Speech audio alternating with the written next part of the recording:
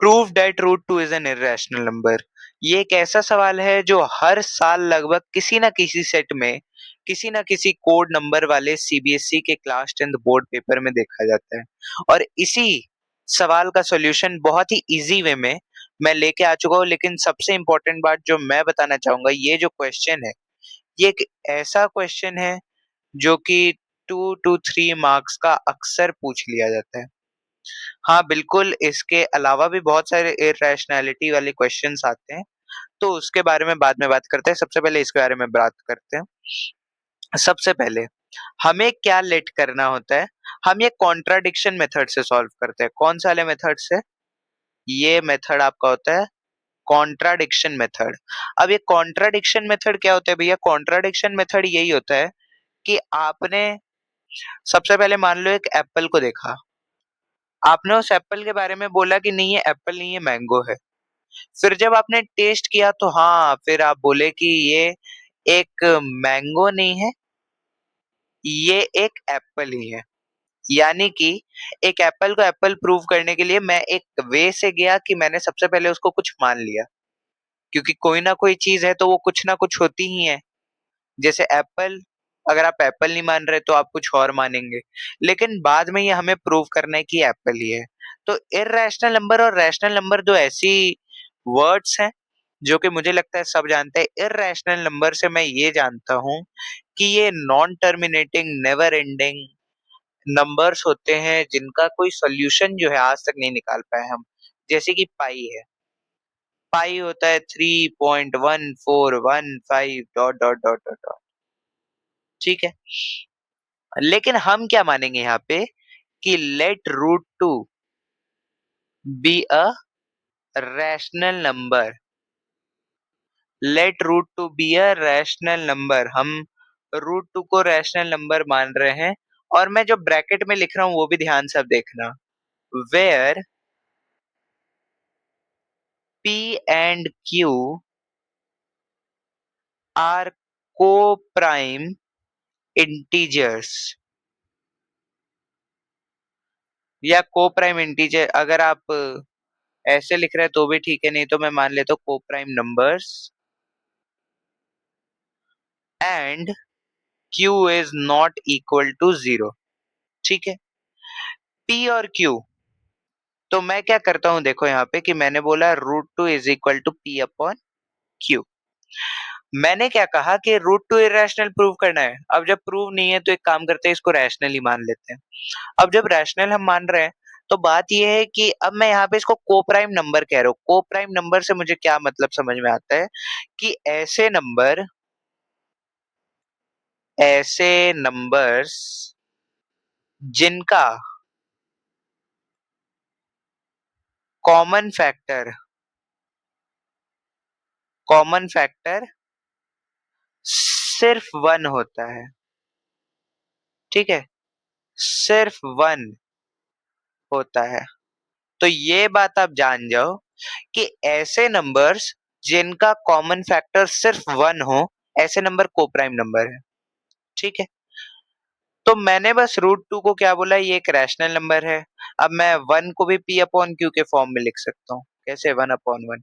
वैसे ही मैं root two को भी पी अपॉन क्यू के फॉर्म में लिख सकता हूँ। Every rational number can be expressed in form of P and Q. कह सकते हैं, बिल्कुल कह सकते हैं। अब जहां तक बात रही कि अब मैं क्या करूंगा, क्यू को उधर ट्रांसपोज कर दूंगा, यानी कि root two q is equal to p. अब मैं इनको स्क्वायर करूंगा। इनका आप रीजन मत पूछो, चूंकि ये एक प्रूफ है तो बेटर आप इसको एक लॉजिक के थ्रू याद कर लो, रटो मत। ठीक है, मुझे एक बात पता चल गई, 2q² is equal to p square. ठीक है,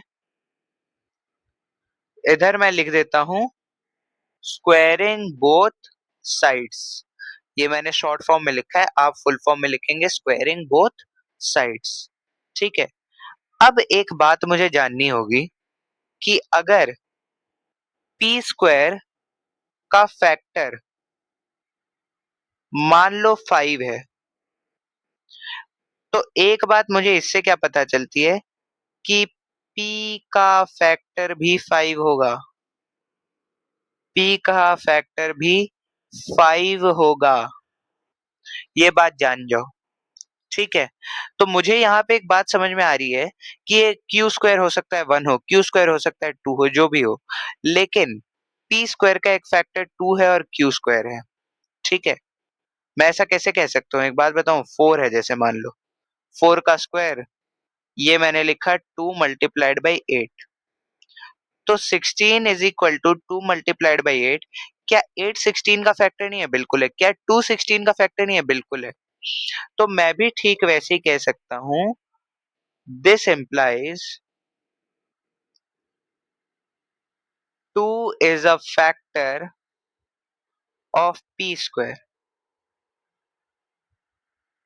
तो मैं ये भी कह सकता हूँ कि 2 is also a factor of p, यानी कि जो p है वो मल्टीपल है 2 का या 2 फैक्टर है p का, आप जो कहना चाहो कह सकते हो।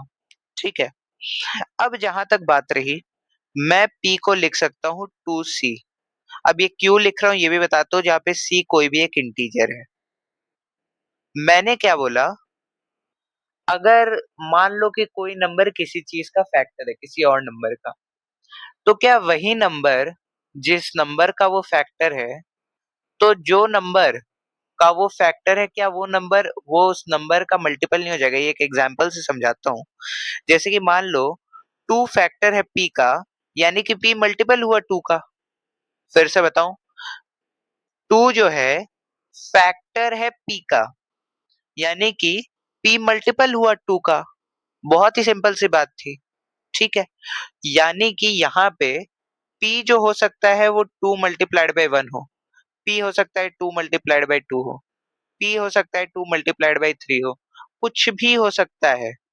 तो ऐसे केस में मुझे एक जो बात क्लियरली समझ में आ रही है कि c इज एनी इंटीजर। मैंने c को कोई भी, आप चाहो d ले लो, आप चाहो e ले लो, आप चाहो f ले लो, आप कुछ भी ले लो, लेकिन मैंने यहाँ पे c लिया है। आपके मन में जो है वैसे ले लो। p is equal to 2c। अब इसको मैंने क्या किया, 1 से डिनोट कर दिया, यानी कि ये फर्स्ट इक्वेशन मेरी ऐसे मान लो बन गई। जहां तक दूसरे की बात रही, तो यहाँ पे अब हम क्या करेंगे कि जैसे कि p is equal to 2c हमें पता है, तो मैं लिख दूंगा p square is equal to 2c का होल स्क्वायर। क्यों? मैं फिर से स्क्वायरिंग कर रहा हूँ। रीजन मत पूछो अगेन, क्योंकि मैं प्रूव कर रहा हूँ। रीजन कभी बाद में टाइम मिलेगा तो आराम से डिस्कस करेंगे। तो ये हो जाएगा आपका p square is equal to 4c square. ठीक है, लेकिन मुझे एक बात पता है, p स्क्वायर तो आपका 2q स्क्वायर के बराबर है, तो मैंने इसको 2q स्क्वायर लिख दिया और इसको लिख दिया 4c स्क्वायर। अब मैं चाहूं तो 4 को यहाँ पे अपॉन 4 में ला के भी ऐसे काट सकता हूँ, लेकिन मैं क्या करूंगा, मैं ऐसे ना काट के, मैं इसको कैसे काटूंगा, मैं इसको यहीं से ऐसे कट कर सकता हूँ। कहां से? यहाँ पे लिख दिया मैंने 2 और यहाँ पे लिख दिया मैंने 1, यानी कि q square is equal to 2c square. क्या ये इससे रिलेटेड कुछ नहीं बन गया कि 2 p स्क्वायर बराबर 2q स्क्वायर बन रहा था? अब यहाँ पे q स्क्वायर इज बराबर 2c स्क्वायर बन रहा है। This implies q square is a factor of, sorry, 2 is a factor of q square. ये बोलते बोलते में हो जाता है अक्सर, आप ऐसी गलती मत करना। This implies 2 is also a factor of q, यानी कि 2 भी एक फैक्टर है किसका? q का। यहां से मुझे एक बात पता चल जाती है और मैं एक और एक चीज लिख दूंगा, this implies q is equal to 2d। अब d यहाँ पे कुछ और ले लिया, c सेम नहीं लेंगे। अगर यहाँ पे आपने c लिया है तो मैं रिकमेंड करूंगा कि आप d ले लो। वैसे लेंगे तो कुछ ज्यादा फर्क नहीं पड़ेगा, इससे बस एक अच्छा इंप्रेशन भी बनता है एग्जामिनर के माइंड में। दूसरा, ये बहुत ज्यादा लॉजिकल भी है, क्योंकि जरूरी नहीं कि p और q सेम ही हो, है कि नहीं? q is equal to 2d। और एक चीज जो मैं कहूंगा आप लिख देना, वो है d इज एनी इंटीजर, और इसको भी आप सेकंड कर लो। ठीक है, तो इससे मैं एक बात समझ सकता हूं कि बाय 1 एंड 2, मुझे 1 एंड 2 से क्या पता चल रहा है? मुझे एक बात पता चल रही है कि 2 is also a factor of P and Q। लेकिन हमने क्या पढ़ा था? हमने तो जाना था कि ऐसे नंबर जिनका कॉमन फैक्टर 1 हो वही को प्राइम नंबर होता है, और हमने तो बोला था P और Q को प्राइम नंबर है। तो ये बात यानी हमारी अब गलत सिद्ध होती है। इससे एक बात पता चलता है, तो इससे एक और एक बात हमारे पास आ गई कि दो भी एक फैक्टर है, 2 is also factor of P and Q। This implies, या ऐसे आप लिख दो, मैं ये कहूंगा कि hence our assumption is wrong that P and Q are co-prime numbers। ठीक है,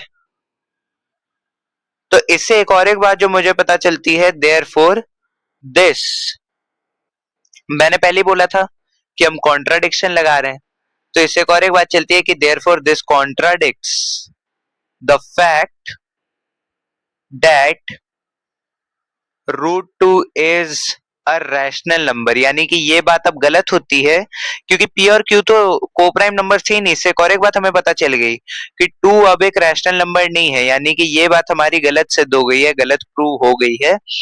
देयरफॉर √2 is an irrational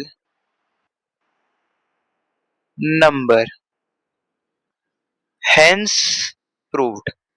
तो सिंपल सा बात था, छोटे में रिवीजन करा दूं, रिवाइज करा दूं कि हमने सिंपली क्या किया, हमने बोला कि ये दोनों को प्राइम नंबर है, एक रैशनल नंबर मान लिया √2 को। फिर हमने स्टेप्स फॉलो किए जिससे हमें पता चल गया कि P और Q के फैक्टर 2 भी हैं। अगर वो √5 को करना होता तो 5 होते, 3 को करना होता तो 3 होते, √7 को प्रूव करना होता तो 7 फैक्टर होता। हर केस में अलग होगा, तो आप गलत मत समझना। और जब हमें पता चल गया कि 2 फैक्टर है, तो एक और एक बात पता चल गई कि को प्राइम नंबर सब ये नहीं है, यानी कि अब √2 एक इरैशनल नंबर है, ये हमने प्रूव कर दिया क्योंकि अभी रैशनल नंबर नहीं है, ये भी साथ में पता चल गया।